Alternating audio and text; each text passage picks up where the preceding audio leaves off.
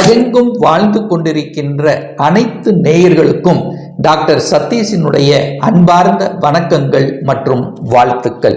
Happy new year. இந்த 2024 ஆண்டினுடைய முதல் மாதமாகிய இந்த ஜனவரி மாதத்தினுடைய பலன்கள் தான் டீட்டெயிலாக பார்க்க போகிறோம். இந்த ஜனவரி மாதத்தின் கிரக நிலைகளை பார்க்கும் பொழுது குரு பகவான் வக்ர நிவர்த்தி அடைந்து மேச மனையிலும், மனோ காரகன் என்று சொல்லக்கூடிய சந்திர பகவான் இந்த வருடத்தினுடைய தொடக்க நாளிலே, அதாவது சிம்ம மனையில பூரம் நட்சத்திரத்தில் வீட்டிருந்தும், கன்னி மனையில் கேது பகவானும், அதே சமயத்தில் விருச்சிக மனையில் சுக்கிர பகவான் அமர்ந்திருக்கார்.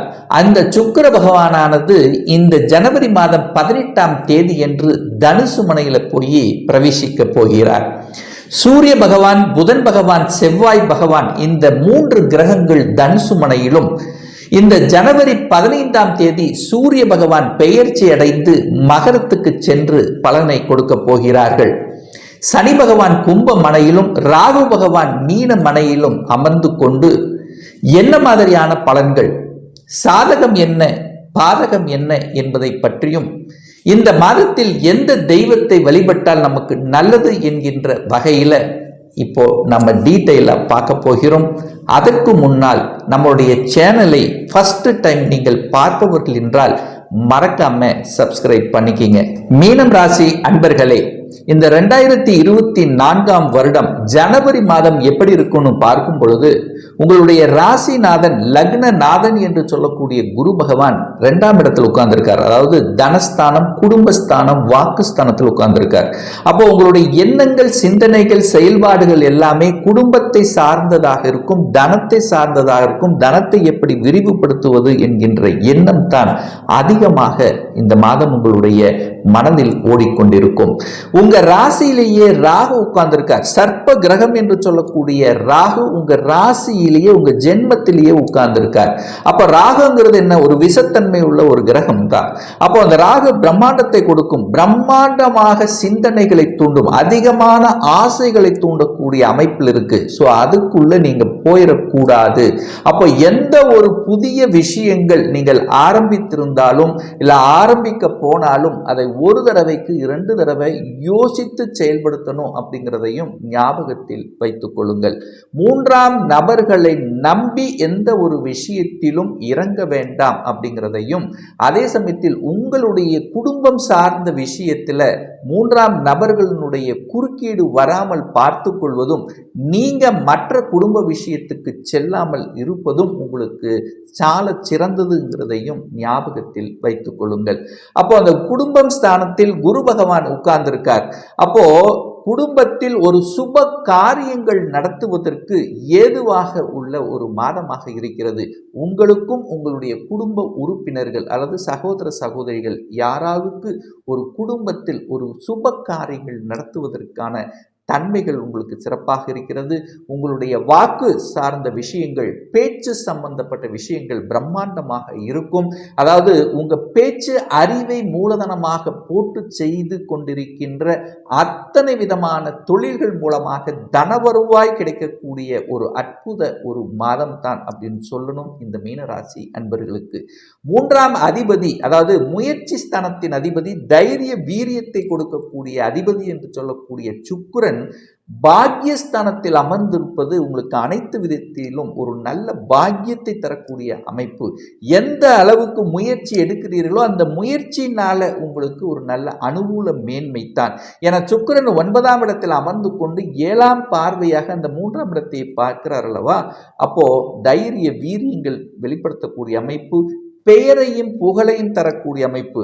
எந்த விஷயத்தில் செய்து கொண்டு அதில் சாதிக்கணும் என்கின்ற மனப்பான்மையோடு இருந்து கொண்டிருக்கிறீர்களோ அந்த விஷயத்தை சாதிக்கக்கூடிய தன்மைகள், அதாவது அந்த வில் பவர் அப்படிங்கிறதும், தன்னம்பிக்கை என்பது ஒரு மனிதனுக்கு முக்கியமானது தன்னம்பிக்கை. அந்த தன்னம்பிக்கையை கொடுக்கக்கூடிய ஒரு நல்ல மாதமாக அமைகிறது.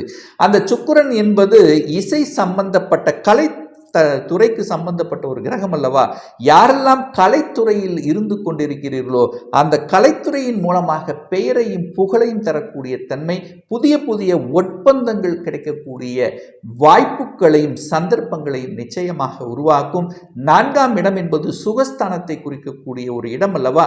அந்த 4ஆம் இடத்தின் அதிபதி என்று சொல்லக்கூடிய புதன் பகவான் 10ஆம் இடத்துல போய் தொழில் ஸ்தானத்தில் போய் அமர்ந்து அந்த 10ஆம் இடத்திலிருந்து மீண்டும் தனது 7ஆம் பார்வையாக 4ஆம் இடத்தை பார்க்கின்ற காரணத்தால சுகஸ்தானத்தை விரிவுபடுத்தக்கூடிய தன்மை. அப்போ ஒரு வீடு வாங்கணும், ஒரு நிலம் வாங்கணும் என்று ஆசைப்பட்டு கொண்டிருந்தவர்கள் அந்த ஆசையை நிறைவேற்றிக் கொள்ளக்கூடிய ஒரு நல்ல மாதமாக அமைகிறது. அப்போ ஒரு வீடு வாங்கணும், ஒரு லோன் போட்டு ஒரு வீடு வாங்கணும் அப்படின்னு நினைக்கிறீங்கன்னா நிச்சயமா வாங்கக்கூடிய தன்மை.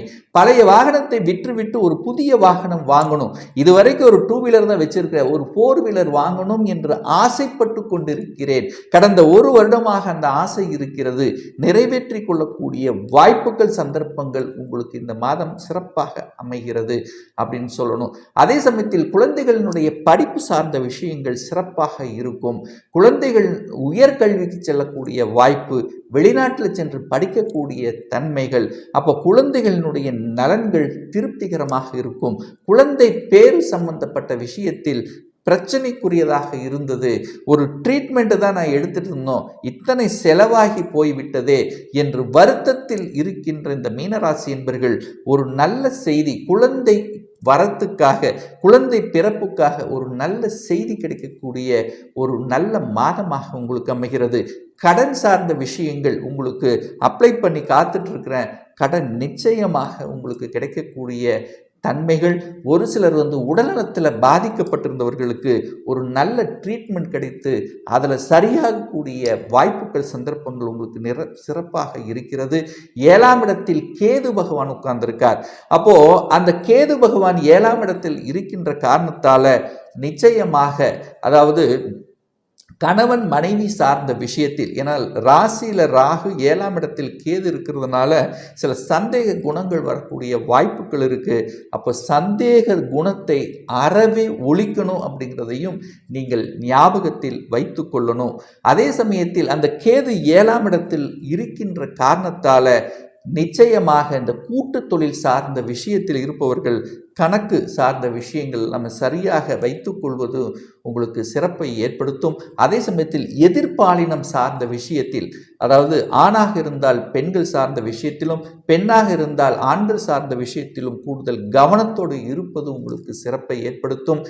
8ஆம் அதிபதி என்று சொல்லக்கூடிய இந்த சுக்கிரன் போய் 9ஆம் இடத்தில் இருக்கின்ற காரணத்தால நிச்சயமாக தகப்பனுடைய உடல்நலம் பாதிக்கக்கூடிய வகையில் இருக்கிறதுனால சின்ன சின்ன விஷயமாக இருந்தாலும், அதாவது ஆஸ்பத்திரிக்கு ஒரு சின்ன விஷயம், ஒரு ஜுரம் அடிக்கிறது அல்லது ஏதாவது ஒரு விஷயமாக இருந்தாலும் அது ட்ரீட்மெண்ட் எடுத்து சரி செய்து கொள்ளணும் அப்படிங்கிறதையும் ஞாபகத்தில் வைத்துக் கொள்ளுங்கள். வெளிநாட்டு சார்ந்த விஷயங்கள் உங்களுக்கு நல்லதொரு வாய்ப்பாகவே அமையும். யாரெல்லாம் வெளிநாட்டுக்கு செல்லணும், விசா அப்ளை பண்ணி காத்து கொண்டிருப்பவர்களுக்கு விசா கிடைக்கக்கூடிய நற்செய்திகள். அதே சமயத்தில் வெளிநாட்டு தொடர்புகளை உருவாக்கும் ஒரு தகவல் தொடர்பு துறை, ஒரு கம்ப்யூட்டர் ஜாப்ல ஐடி செக்டர்ல இருக்கிறவங்களுக்கு வெளிநாட்டு சம்பந்தப்பட்ட தொடர்புகள் இந்த மாதம் உங்களுக்கு சிறப்பாக இருக்கிறது அப்படின்னு சொல்லணும். அதே சமயத்தில் ரிசர்ச் சார்ந்த துறையில் இருப்பவர்களுக்கு ஒரு வகையான அழுத்த பிரஷரோட இருந்தவர்களுக்கெல்லாம் அந்த ரிசர்ச்ல அடுத்த நிலைக்கு, அடுத்த பரிணாமத்துக்கு செல்லக்கூடிய வாய்ப்புகள். 10ஆம் இடத்தில், அதாவது தொழில் ஸ்தானத்தில் சூரியன் புதன் செவ்வாய் இந்த 3 கிரகங்கள் இணைவு பெற்றிருக்கு. அப்போ 9க்குரியவன் என்று சொல்லக்கூடிய அந்த செவ்வாய் 10ஆம் இடத்தில் அமர்ந்து கொண்டு, அதே செவ்வாய் 10ஆம் இடத்தில் உட்கார்ந்திருக்கார். அந்த 10க்குரியவன் எங்க இருக்கார்? குரு 2ஆம் இடத்தில் உட்கார்ந்திருக்கார். அப்போ அந்த குருவும் செவ்வாயும் பரிவர்த்தனை பெற்று பரிவர்த்தனை யோகத்துடன் இருக்கக்கூடிய ஒரு அற்புதமான ஒரு மாதம். அதாவது 9ஆம் அதிபதி 10ஆம் அதிபதிகள், 9, 10ஆம் அதிபதிகள் பரிவர்த்தனை பெற்றிருக்கக்கூடிய தன்மை, அதை தர்ம கர்மாதிபதி யோகத்துடன் இருக்கக்கூடிய அற்புதமான இந்த மாதத்தில் நீங்கள் வேலை சார்ந்த விஷயங்கள் அப்ளை பண்ணி காத்து கொண்டிருந்தவர்கள் அல்லது வேலையை மாறணும் என்று நினைப்பவர்களுக்கு எல்லாமே ஒரு நல்ல வாய்ப்பை தரக்கூடிய, அதாவது வேலை இல்லாதவர்களுக்கு வேலை கிடைத்துவிடும். ஒரு மாற்றத்தை நினைப்பவர்களுக்கு மாற்றம் கிடைக்கும். ஒரு ப்ரமோஷனை நினைத்து இருப்பவர்கள் ஒரு 2-3 மாசமாக எனக்கு ப்ரமோஷன் கிடைக்கணும், ஆனால் ஏதோ ஒரு தடைகள் இருந்ததுன்னா இந்த மாதம் நிச்சயமாக ப்ரமோஷன் கிடைக்கக்கூடிய வாய்ப்புகள் சிறப்பாக இருக்கிறது. ஏன் இதை ஸ்ட்ராங்காக சொல்றேன்னா, அந்த சூரியன் 6க்குரியவன், அதாவது வேலை அப்படின்னு சொல்லக்கூடிய அந்த சூரியன் 10ஆம் இடத்தில் அமர்ந்து கொண்டு திக்பலத்துடன் வலிமையாக இருக்கிறது. அப்ப 10ல் சூரியன் செவ்வாய் அதிகாரம் சார்ந்த விஷயம், அதிகாரமும் உங்களுக்கு சிறப்பை ஏற்படுத்தும். அதிகாரம் சார்ந்த விஷயங்கள் சிறப்பாக இருக்கும். அரசு சார்ந்த விஷயத்தில் எக்ஸாம் எழுதி காத்துக்கொண்டு ரிசல்ட்டுக்காக வெயிட் பண்றவங்களுக்கு ஒரு நல்ல செய்தி கொடுக்கக்கூடிய தன்மை, அரசு சார்ந்த விஷயத்தில் உயர் தன்மையை, அதிகாரம் தன்மையை கிடைக்கக்கூடிய வாய்ப்புகள் அந்த செவ்வாய் அப்படிங்கிறது மருத்துவத்துறையில் இருக்கின்ற மீனராசி அன்பர்களுக்கும் ஒரு நல்ல அனுகூல வாய்ப்பை தரக்கூடிய தன்மைகள். சூரியனும் புதனும் இணைந்து புதன் ஆதித்ய யோகத்துடன் இருக்கக்கூடிய இந்த காலகட்டத்தில் தன்னுடைய அறிவை புத்தியை வைத்து செய்யக்கூடிய அனைத்து விதமான தொழில்கள் மூலமாக ஒரு நல்ல லாபத்தை கொடுக்கக்கூடிய ஒரு மாதமாக இருக்கு. 12ஆம் இடத்தில் சனி இருக்கார், அதாவது 11க்குரியவன் 12ஆம் இடத்தில் இருக்கிறதுனால நிறைய செலவு செய்யக்கூடிய தன்மைகள் ஏற்படுத்தும்.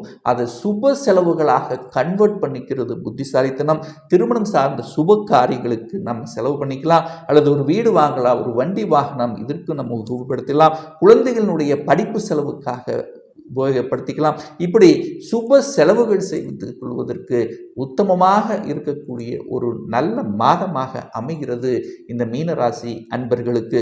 ஒரு நல்ல தெய்வ வழிபாடு இந்த மீனராசி அன்பர்களுக்கு அப்படின்னா, இந்த ராகு பகவான் உங்களுடைய ராசியிலும் 7ஆம் இடத்தில் கேது இருக்கின்ற காரணத்தால எங்க நீங்க டெய்லி வெளியில போகும்போது விநாயக மூர்த்தியை சென்று வழிபடும் போது அனைத்து விதத்திலும் உங்க மனதிலிருந்து வந்த அத்தனை விதமான குழப்பங்களும், குடும்பத்தில் திருமணம் சார்ந்த விஷயத்திலிருந்து வந்த அத்தனை பிரச்சனைகளும் தீருங்கிறதுல எந்தவித மாற்று கருத்தும் கிடையாது.